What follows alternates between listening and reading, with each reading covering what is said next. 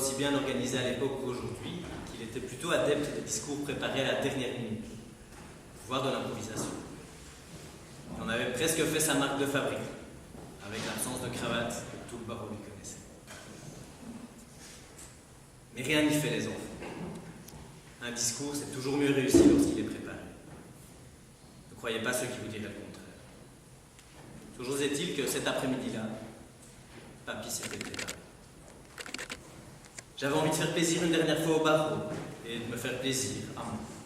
Surtout, j'avais envie que la commission soit fière de moi. Ah, comme je les aimais, ces 9 commissaires. Pas tous faciles à vivre. Vous les connaissez encore pour la plupart, et vous voyez de quoi je parle. Ils n'ont pas changé. Mais ils formaient une équipe qu'à l'époque, je n'aurais pu rêver meilleur. Nous formons cette année-là la conférence du jeune barreau de Bruxelles. C'est une association avec laquelle certains avocats consacrent parmi les plus belles années de leur vie. Pour moi aussi, vous le savez, elles sont parmi les plus belles. Bon, pas que grâce à la conférence. J'y ai aussi rencontré votre grand-mère. Mais ça, c'est une autre histoire. À cette époque, la conférence avait 177 ans. Une vieille dame déjà, que l'on ne cessait de réinventer, mais qui restait toujours la même, garante de la confraternité du barreau, celle qui faisait de la carrière d'avocat un métier à part, important, primordial. La conférence, c'était une petite ASBL parfaitement inutile à l'échelle du monde, mais qui faisait le sel de notre métier d'avocat à Bruxelles. Nos années de conférence, c'était une dernière bulle d'adolescence dans une vie déjà bien trop adulte d'avocat. C'est important, vous savez, les enfants, de rester jeune et insouciant dans sa tête. Eh bien, la conférence, c'était ça. Quelques années de rencontres, de voyages, de fêtes, des années pendant lesquelles 14 avocats dévoués dégagent un temps précieux pour servir le barreau. Des années faites de débrouille, de promiscuité, d'amitié éphémère ou plus durable, de sentiments profonds, pas toujours positifs, les uns envers les autres. Des années où, malgré les contraintes, malgré les frustrations, parfois on apprend à surtout ne pas se prendre au sérieux. Et on apprend surtout à être heureux d'être avocat. On comprend que le barreau, ce n'est pas un simple métier, c'est bien plus que ça, c'est un devoir, c'est une vocation. Vous verrez les enfants, quand vous devrez choisir un métier, même si c'en est un difficile, pensez au barreau. Et si vous choisissez cette voie, alors courez à la conférence. C'est une grande famille, et elle deviendra la vôtre. Je suis convaincu qu'elle existera encore, différente, mais pareille à elle-même, au centre de la vie du barreau. Cette forteresse d'indépendance dans un monde qui l'est malheureusement de moins en moins. C'est pour entendre ce discours que vous êtes là cet après-midi. Mesdames et messieurs les anciens présidents de la conférence, messieurs les présidents d'honneur, presque anciens, bientôt actuels et nouvellement futurs, et je remercie Pierre-Yves pour la formule, chers membres de la conférence, monsieur le président du Conseil d'État, mes chers commissaires, chers amis. L'avantage d'avoir 177 ans, c'est que ça permet d'évoluer lentement, sans en avoir l'air, sans choquer personne ni perturber les habitudes. Le barreau n'aime pas qu'on perturbe ses habitudes. Qui va piano va ça, disent les Italiens. Et malgré une période pas forcément toujours propice à nos activités, en 2018, la conférence continue à aller savamment. Fondée pour les jeunes avocats, elle continue à assumer son rôle en organisant notamment les exercices de plaidoirie qui offrent à nos jeunes confrères la possibilité de recevoir, pour une fois dans leur carrière, un retour constructif sur leurs prestations d'honneur. Je félicite sincèrement notre vice-présidente Anne-Claire Dombray d'avoir eu le courage cette année, avec l'aide notamment de notre directrice Céline Houillard et d'autres anciens qui se reconnaîtront, de changer l'entièreté de l'énoncé des exercices, Je félicite du coup aussi les stagiaires qui, malgré ça, ont quand même réussi leur exercice de plaidoirie, malgré beaucoup de complaintes initiales sur les forums réservés aux stagiaires. Depuis des décennies, la conférence assure aussi une mission de formation destinée au barreau dans son ensemble, en organisant régulièrement des colloques et d'autres formations. Cette mission s'est accentuée depuis que nous organisons les midis de la formation, si bien qu'aujourd'hui, il s'agit sans aucun doute des événements qui recueillent le plus de succès auprès du barreau dans son ensemble. Afin de consacrer ce rôle important de la conférence, nous avons créé cette année un nouveau prix scientifique, visant à récompenser le meilleur travail de fin d'études utile à la profession d'avocat dans une matière déterminée. Je suis fier de pouvoir décerner le premier prix Tapi van Reppingen. Né en 1926, Paul Tapie a été orateur de rentrée en 1956, où il a prononcé le discours équivoque d'une liberté sous la présidence d'Edmond Goffin. Il fut président de la conférence du jeune barreau entre 1963 et 1964. Et il a quitté le barreau en 1972 pour rejoindre le Conseil d'État, dont il finira premier président. Professeur et président du Centre de droit public de l'ULB, il était un des piliers du droit administratif belge, jusqu'à son décès inopiné en 1996. Charles Van Repingen a quant à lui été le deuxième prix Lejeune, qu'il a gagné en 1927. Orateur de rentrée en 1933 sous la présidence d'Émile Janson, président pendant la guerre entre 1940 et 1945, et bâtonnier de notre ordre de 1954 à 1956. Professeur de procédure civile de l'UCL, on le connaît surtout pour avoir été un des commissaires royaux à la réforme du code judiciaire.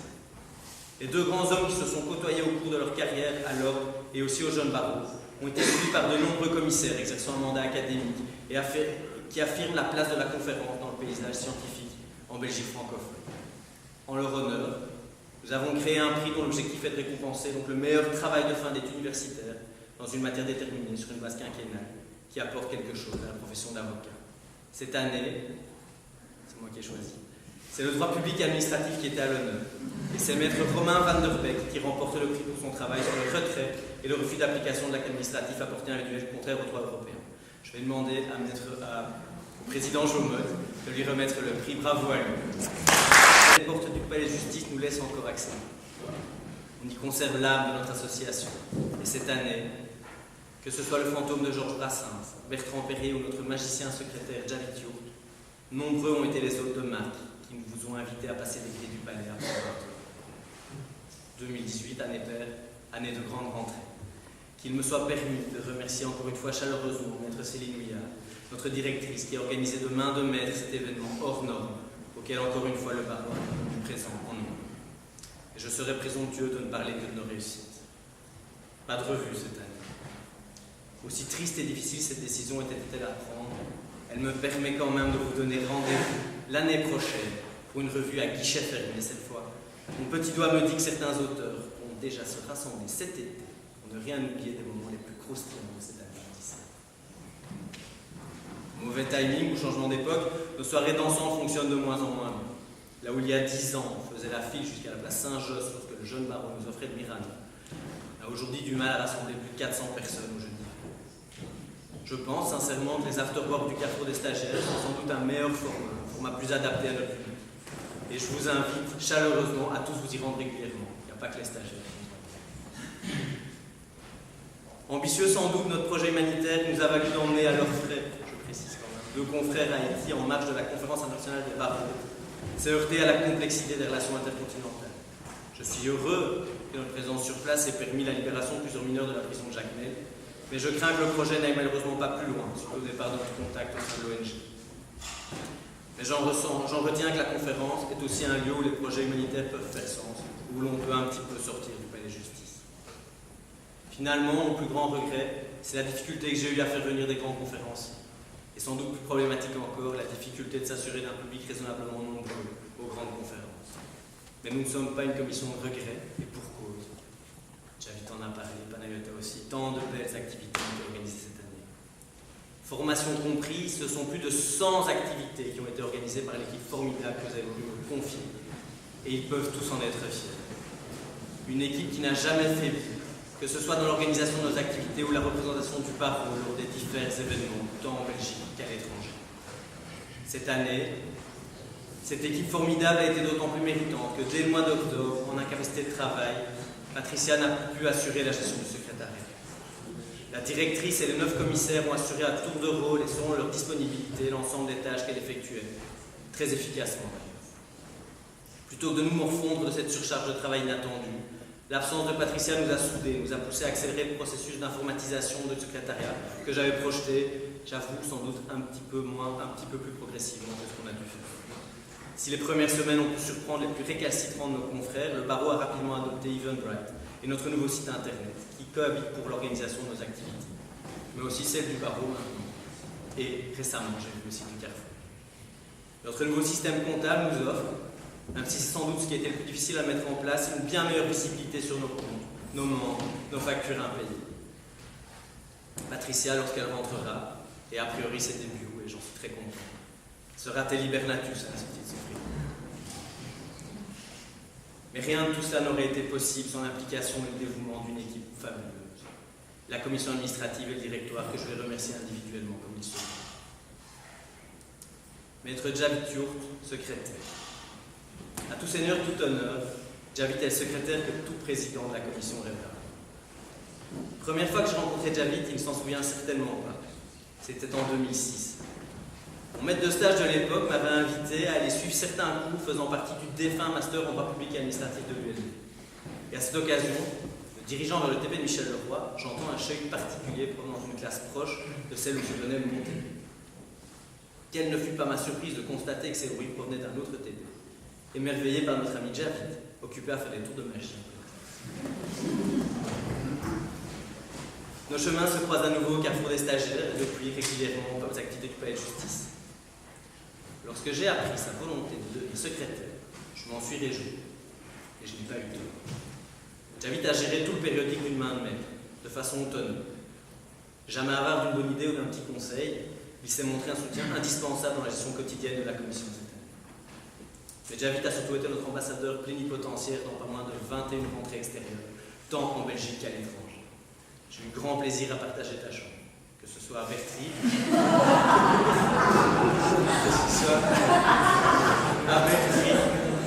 Bruges ou Montréal ou Exeter. J'ai surtout eu plaisir à voir le plaisir que tu as pris en notre compagnie cette année. Au fil de l'année, c'est une réelle complicité qui est née entre nous, et je suis heureux de compter un véritable ami en toi aujourd'hui. Je suis fier, vraiment fier, que tu te présentes pour le discours de rentrée 2020 que j'attends avec impatience. Et j'espère que la vie te laissera un peu de temps pour poursuivre encore plus loin ton aventure à la conférence du jeune baron. Tu seras président, tu pourras compter sur moi. Et on se ferait bien encore une petite rentrée ensemble d'ici là. Maître Panayota Baloggi, notre trésorier. Mon trésor. Juillet 2015. Je viens d'être élu orateur. Panayota est depuis quelques jours délégué des stagiaires. Alexis Tsipras lance le référendum qui sera le point d'orgue de la crise de la dette grecque et qui s'agira de support en discours de rentrée. Ça aussi, c'est une crise. Année judiciaire 2015-2017. J'apprends à connaître, de loin au début, cette déléguée des stagiaires rayonnante et souriante. Nous avons en commun l'amour de la fête, le manque de sommeil, mais surtout des valeurs d'ouverture et d'amitié qui constituent les bases du bon entendement. S'il y a bien une personne que je voulais absolument avoir dans mon équipe, c'était Panayota. J'ai dû aller jusqu'à la soudoyer au cours d'un repas sur une terrasse au soleil à Flagey pour qu'elle accepte d'entrer dans l'équipe. Je ne le regrette pas, je ne m'étais pas trompé. Panayota, c'est la force tranquille. Toujours présente lorsqu'il s'agit de donner un coup de main, elle est celle qui partage à 100% ma philosophie. On est là pour s'amuser. Le reste? Quel reste? Mais Panayota, c'est aussi un dévouement sans faille. Elle est la première à faire des allers-retours entre le secrétariat et le vestiaire à chaque activité. Elle est la première à aller vers un moment qui se retrouverait seul lors d'un repas ou d'une active, quitte à passer le repas à la pire des places, entre un mur et un ancien commissaire à moitié sourd. Et ça, presque toujours avec le sourire. Panayota, tu as surtout été mon oreille attentive cette année, activité après activité. Nous nous sommes réjouis ensemble du rétablissement de nos finances. Tu as su me freiner lorsqu'il le fallait, m'encourager toute l'année. Je savais que si tu souriais, l'activité était réussie. Et si tu grimaçais, c'est qu'il y avait quelque chose à corriger. Lorsque tout cela sera fini, je retrouverai du temps pour moi, comme tu le dis bien, pour mes vrais amis. Je pourrai enfin lire ce livre de Yanis Varoufakis que j'ai commencé il y a plus de 6 mois. Je m'allongerai sûrement sur un transat un soir sous les étoiles, en pensant à tous ces bons moments qu'on a passés ensemble cette année, sous le ciel du Cap, du Québec, ou plus simplement dans nos bonnes vieilles Ardennes. J'espère vraiment qu'on aura encore l'occasion de boire de la tequila ensemble. Et de ton côté, profite bien tout le temps que tu vas retrouver, et surtout, ne nous oublie pas. Maître Annabelle Troll, officier du Annabelle, tu es beaucoup trop entière, beaucoup trop têtue, beaucoup trop sensible pour être facile à lire. Mais ces 3 caractéristiques, ce sont tes qualités, qui ont fait de toi un personnage indispensable au sein de la conférence. Attentive à tout, et surtout à nos membres, tu as été le géo que doit être tout officier de bouche. De Troyes à l'Afrique du Sud, et du vestiaire à Rotterdam, tu as su compenser mon côté approximatif par une attention de chaque instant aux petits détails qui plaisent à nos membres. Le vin découvert au vestiaire, c'est son idée. Dès que vous avez autre chose que des chips au vestiaire, c'était son idée. On ne s'est pas toujours entendu, particulièrement sur les budgets, Mais tout ce qu'on a organisé a été réussi. Et pour cela, merci sincèrement. Maître Olivia Ledoux, responsable des activités scientifiques. Sous cette heure de Miss Belgique, où en 2018 oblige, d'influenceuse, toujours sapée comme jamais, toujours propre sur elle, Olivia est en réalité un croisement entre Louis de Funès et François Damiens, qui aurait grandi à Charleroi, section Marchienne-de-Chêne. Entendre Olivia raconter une histoire, c'est l'assurance d'un fou rire toutes les 10 secondes. Et comme il lui arrive toujours plein de trucs, Olivia à proximité, c'est bonne humeur assurée. Mais Olivia, ce n'est pas qu'une comédie. Déjà, Olivia ne râle jamais. Adepte comme moi, peu importe la manière, vu qu'on ait le résultat, elle a fait preuve d'une maîtrise exceptionnelle de nos agendas pour assurer l'organisation d'un nombre inédit d'activités scientifiques. L'année scientifique a été exceptionnelle, et c'est surtout grâce à toi, Olivia. Et aussi un peu au comité scientifique, que je remercie chaleureusement.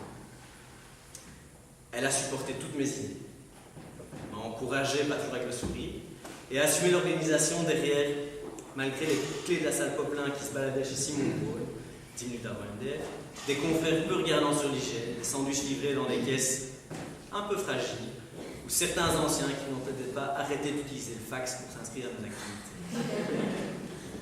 Tout le barreau, et c'est vrai, tout le barreau était reconnaissant de ton travail depuis cette année. Quant à moi, si un jour je n'ai pas le moral, je sais à qui je m'adresserai pour aller.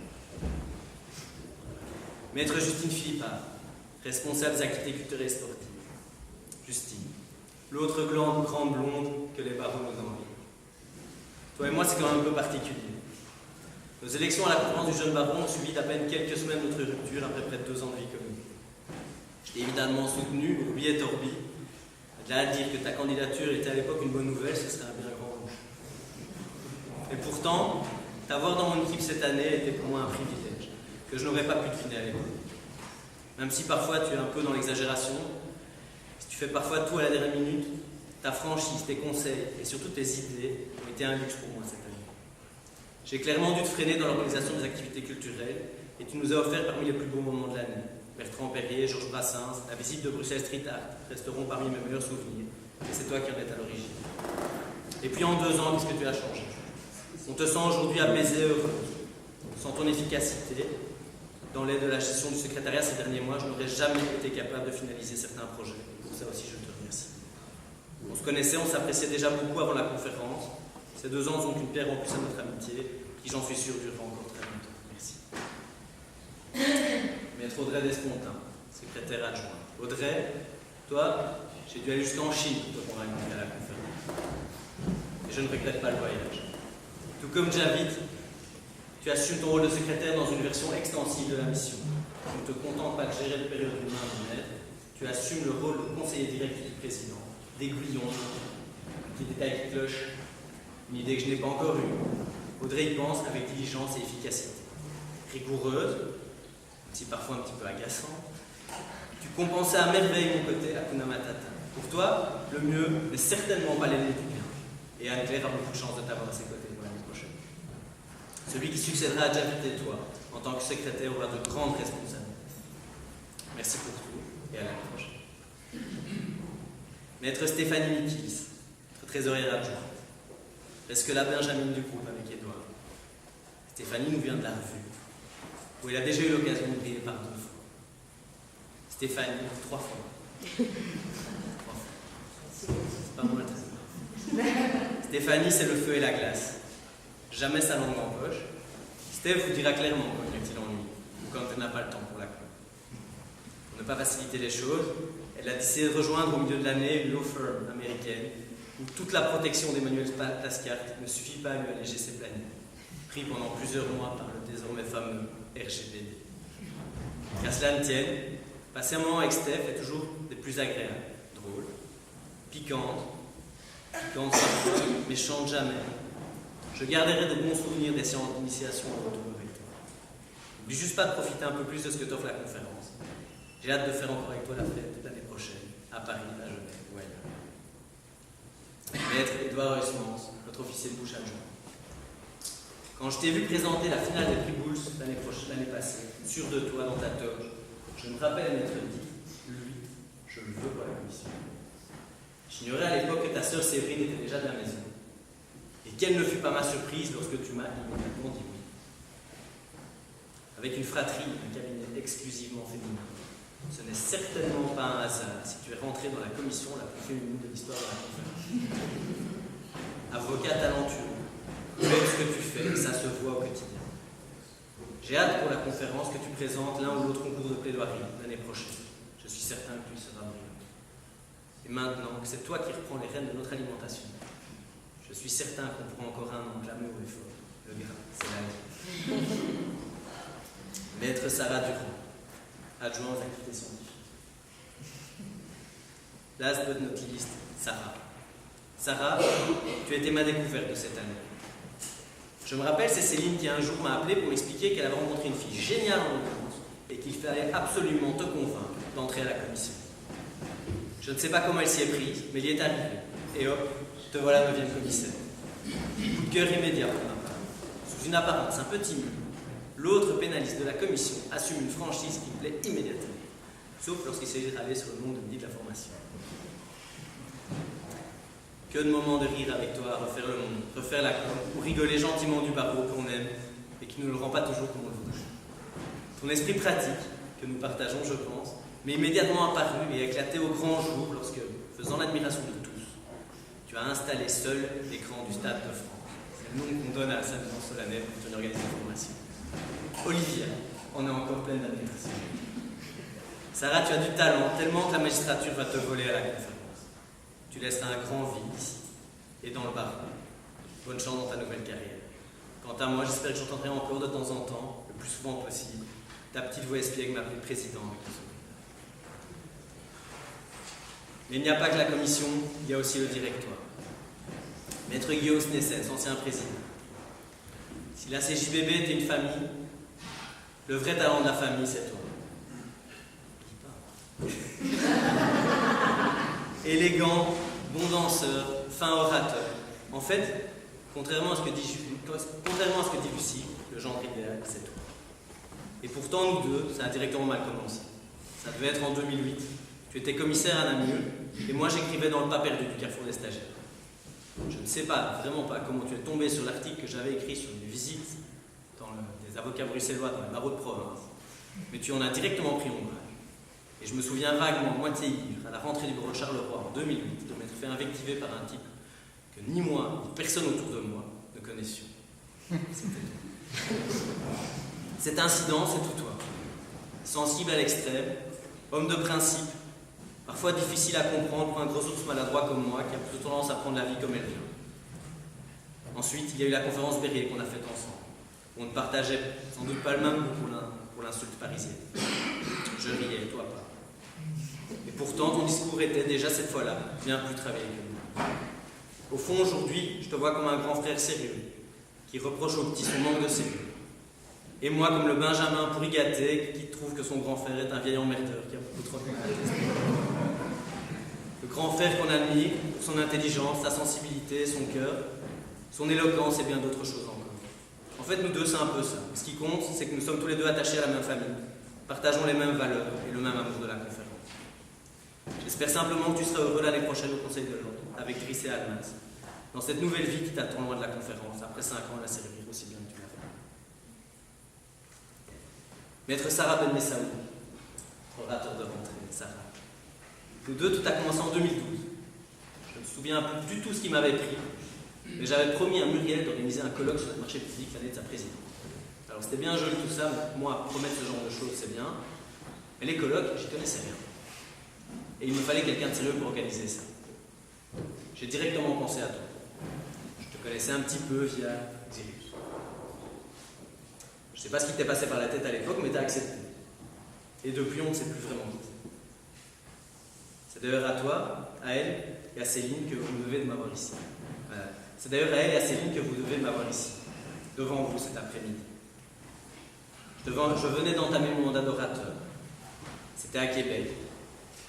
Il ne nous a pas fallu longtemps pour savoir que notre amitié sortirait renforcée de l'année de commission qui commençait. Céline et Sarah m'ont directement poussé à me présenter comme président l'année d'après. Et il n'a pas fallu longtemps pour que je dise oui.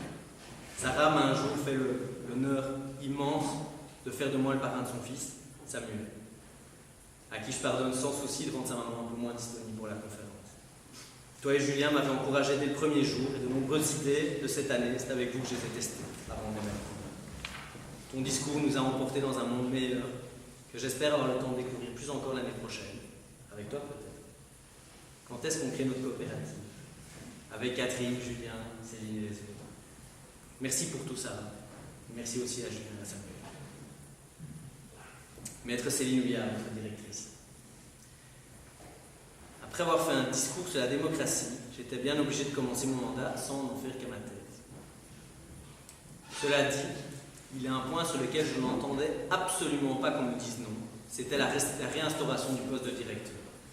J'ai dû me battre, mais j'ai fini par obtenir gain de cause. Et croyez-moi, il n'y a pas eu un jour cette année où je ne me suis pas félicité de mon entêtement. Céline, sans elle, ça n'aurait simplement pas été possible. Drôle, efficace, pertinente, Céline a tout géré cette année. Et même sans doute plein d'autres choses dont je ne suis pas au courant. Céline, c'est un petit regard espiègle quand elle s'apprête à dire quelque chose de piquant. Ce sont des minutes qui la rendent, mais aussi une amitié forte. Quelqu'un sur qui je sais que je peux compter, pour la commission, mais aussi pour la vie. J'ai hâte qu'on puisse emmener Samuel faire des bêtises loin de ses parents, en se remémorant cette belle année pour laquelle tu m'as été vraiment indispensable. Notre vice-présidente. Si un jour, on m'avait dit que la petite stagiaire d'été débarquait chez Pippen Parking un jour de l'été 2007 serait présidente de la conférence du jeune baron, juste après moi, je ne l'aurais jamais cru. Quelle ne fut dès lors pas ma surprise lorsque Guillaume m'annonça il y a à peine un an que notre problème de vice-président était réglé et qu'Anne-Claire prendrait ma place en juillet 2018. Vous qui avez connu Anne-Claire au Carrefour ou à la commission, fêtarde insouciante, avide de bons moments entre amis, de câlins et de plaisanteries, vous verrez qu'elle est aussi en fait une gestionnaire minutieuse et prévoyante. Sans doute, encore effrayée de voir succéder un président dont la gestion est sans doute un petit peu plus artistique que mathématique. Anne-Claire sait s'entourer, c'est une de ses qualités majeures. Elle n'aime pas qu'on lui dise non, et comme présidente, c'est aussi une énorme qualité. Je n'aurai qu'un conseil pour l'année prochaine, n'oublie pas de t'amuser. Parce qu'en fait, tout cela, quoi qu'on en dise, c'est pas vraiment si important que ça. Monsieur le président d'honneur de la conférence du jeune baron, monsieur le bâtonnier, cher Pierre. Nous nous sommes rencontrés et appréciés il y a bien longtemps. Je n'avais aucun doute que vous seriez élu lorsque j'ai choisi de me présenter comme vice-président de la conférence. Le fait que vous soyez mon bâtonnier a été clairement un encouragement. Vous avez été un soutien indéfectible pour nous cette année, allant jusqu'à venir presque seul à notre première activité, où, faute de publicité, nous étions à peine une petite dizaine encore au musée de l'architecture. Je me demande ce que vous avez pensé ce jour-là. Moi, clairement, j'avais honte. Mais j'ai su que l'ami personnel que j'avais en vous était aussi un ami de la conférence. Vous ne m'avez jamais démenti cette année. Alors évidemment, j'aurais aimé faire bien plus de choses, particulièrement avec nous. Pris tous les deux dans l'engrenage d'une année qui passe beaucoup trop vite, nous n'avons pas eu beaucoup l'occasion et c'est dommage. Je garde néanmoins d'excellents souvenirs de rentrée et d'activité au palais, de votre soutien sans faille et de votre regard amusé à Paris, lorsque j'essayais de convertir certains commissaires à mes thèses, beaucoup trop marxistes pour le baron. Merci pour tout, monsieur le bâtonnier. Je suis fier que vous ayez été notre président d'honneur cette année. Et puis, il y a tous les autres. Une année de la conférence, ce sont des soutiens discrets mais indispensables, des personnes dont l'aide est toujours appréciée, parfois pour des petits détails, parfois pour des choses fondamentales. S'il ne fallait en citer que quelques-uns, ce serait ceux-ci. Geoffroy, la mémoire de la conférence et du baron. Toujours disponible pour un renseignement, un coup de main, un conseil. Geoffroy, tu n'as jamais été président, mais tu nous surpasses tous, vraiment. Merci. Thierry, tu étais mon premier président et j'ai pu compter sur toi toute l'année. Jusque 10 minutes avant le major mort, le jour de la rentrée solennelle, parce que j'avais complètement oublié de faire un discours. Merci. Emmanuel, mon chef de colonne, celui par qui tout a commencé en fait. Ton soutien à toutes mes idées, tes conseils pertinents, ton oreille attentive. Et je dois bien avouer, la gestion de la JPDS pour le colloque en droit du travail, ce sont autant de choses pour lesquelles je ne te remercierai jamais assez. Mais aussi Louisa, Radio Barreau, toujours disponible pour aider la conférence. Daniel Chokri, sans qui Édouard n'aurait pas pu assumer cette année.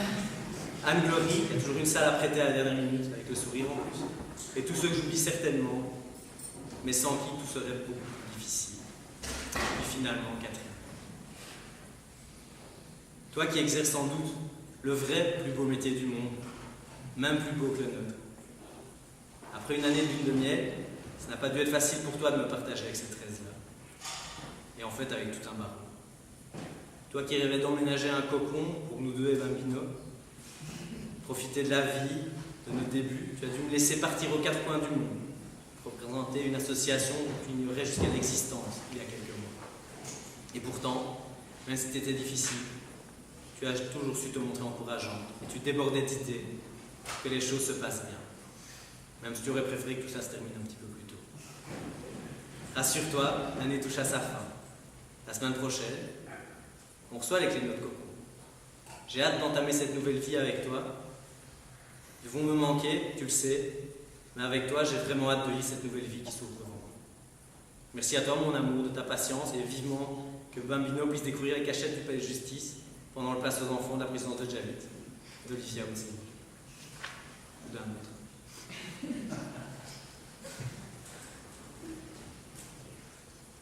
Si on m'avait dit que ce qui resterait le plus longtemps de ma présidence serait lié au sport, je n'y aurais jamais cru. Et pourtant, le risque est là. Dans l'objectif avoué de redynamiser nos compétitions sportives, nous avons créé cette année